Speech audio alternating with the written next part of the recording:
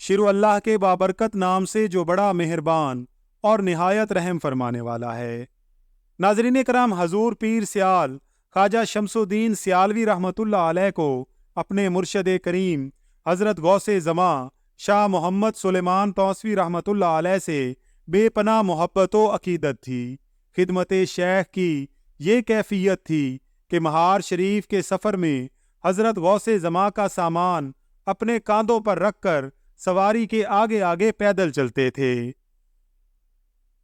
और अकीदत का ये हाल था कि एक बार तौसा शरीफ में हज़रत गौसे ज़मा रहमतुल्लाह अलैह की खिदमत में बैठे थे और लोग भी मौजूद थे।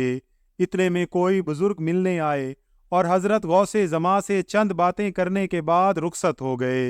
हज़रत गौसे ज़मा रहमतुल्लाह अलैह ने हाजरीन से फरमाया कि ये खिज़र हैं, इनसे मिलना चाहो तो बाहर जाकर मिल लो। सब भागे, मगर हजूर पीर सियाल वहीं बैठे रहे। हज़रत गौसे ज़मा ने पूछा, आप नहीं गए?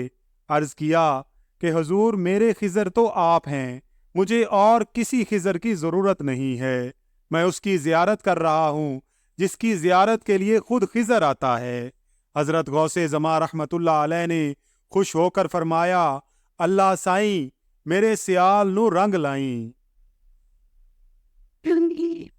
हज़रत मौलवी मोहम्मद हुसैन कैस चिश्ती समती सुलेमानी रहमतुल्लाह अलैह से मनकूल है कि जिस दिन हज़रत गौसे ज़मा ने पीर सियाल को खिलाफत अता की तो अपने हुजरा मुबारका का दरवाज़ा बंद कर दिया।